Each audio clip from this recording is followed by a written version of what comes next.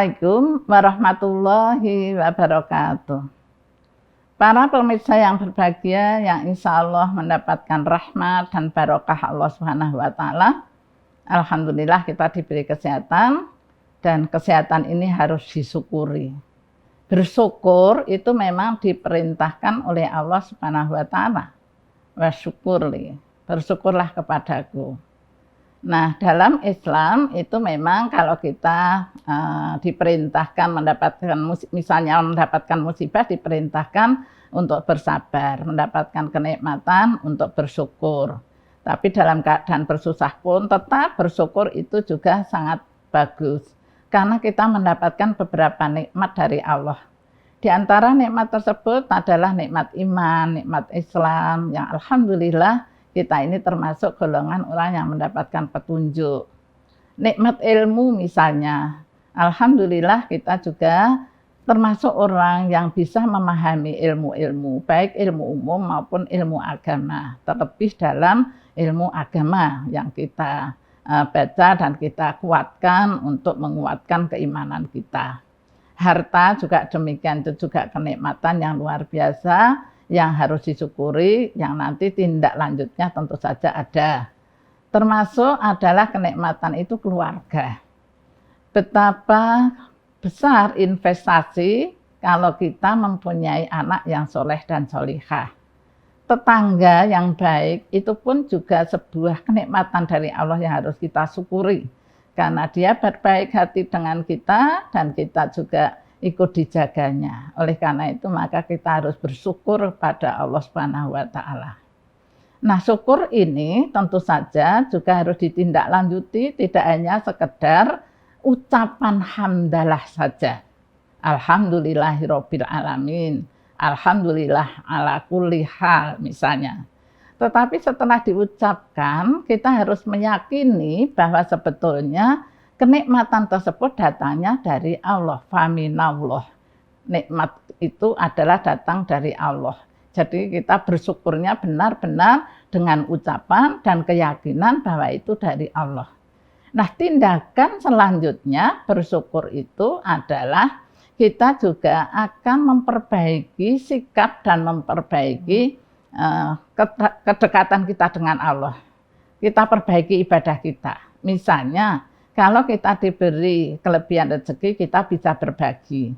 Kalau kita diberi kelebihan ilmu, maka kita pun juga harus dengan senang hati berbagi ilmu dengan yang lain. Maka kita akan selalu bertambah kalau kita itu bersyukur kepada Allah Subhanahu wa Ta'ala. Kalau kita bersyukur kepada Allah, maka Allah akan menambah nikmat-nikmat tersebut. Nah, itu perintah dari syukur. Tetapi bersyukur kepada Allah ini pun kita juga bisa menyampaikan syukur kita kepada pihak-pihak yang mungkin mendatangkan kenikmatan tersebut. Contoh misalnya, pada orang tua kita. Orang tua kitalah yang menjadikan kita seperti ini. Orang tua kitalah yang dulu mendidik kita sehingga kita menjadi baik seperti saat ini. Bisa menikmati kehidupan saat ini. Maka juga disebutkan aniskurli wali walidaika, bersyukurlah kepadaku dan bersyukurlah kepada kedua orang tuaku. Maka insya Allah dengan kita bersyukur kepada Allah, bersyukur kepada orang tua, itu akan bertambah-tambah nikmatnya dan Allah akan semakin menambah kenikmatan tersebut. La in syakartum la azidannakum. Kalau kita menjadi orang yang bersyukur, maka Allah akan menambah nikmat tersebut. Nah, syukur yang kami sampaikan di sini itu juga bisa kita contohkan. Misalnya ada 3 orang yang punya penyakit supak. Yang satu punya penyakit rambutnya botak. Nah, yang satu buta. Ketika mereka berdoa kepada Allah untuk memohon supaya hidup normal, oleh Allah dikabulkan. Maka yang buta bisa melihat alam, yang supak kembali kulitnya bisa halus, dan yang botak rambutnya bisa tumbuh kembali. Tapi ketika ketiganya mendapatkan nikmat, yang supak tadi kemudian sombong, dia membanggakan karena kulitnya sudah bagus, sudah pulih halus. Kemudian yang buta juga sombong merasa tampan sehingga dia bermaksiat.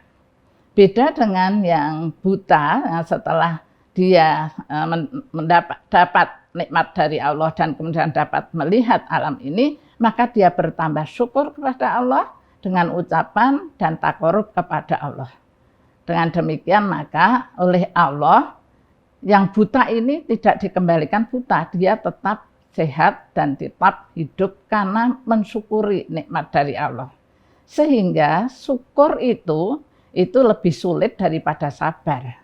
Karena kalau sabar itu ada keyakinan di hatinya, kemudian untuk semakin sabar, semakin mendekat kepada Allah. Tetapi kalau syukur itu harus ada tindakan. Tindak lanjutnya dari ucapan hamdalah, kemudian meyakini bahwa itu dari Allah. Setelah meyakini dari Allah, maka kemudian dia akan meningkatkan kebaikan-kebaikan, berbagi dengan orang lain. Dengan demikian maka syukur itu memang lebih sulit dibandingkan dengan bersabar. Mudah-mudahan kita menjadi orang yang penyabar sekaligus kita menjadi orang yang bersyukur kepada Allah. Dengan demikian kita akan mendapatkan dua-dua kenikmatan dari Allah Subhanahu wa taala. Mudah-mudahan yang sedikit ini bisa bermanfaat khususnya bagi saya, mengingatkan saya supaya lebih banyak bersabar dan bersyukur, dan syukur kalau itu juga bisa bermanfaat bagi para pemirsa semuanya. Inilah yang kami sampaikan, kurang lebihnya saya mohon maaf yang sebesar-besarnya. Assalamualaikum warahmatullahi wabarakatuh.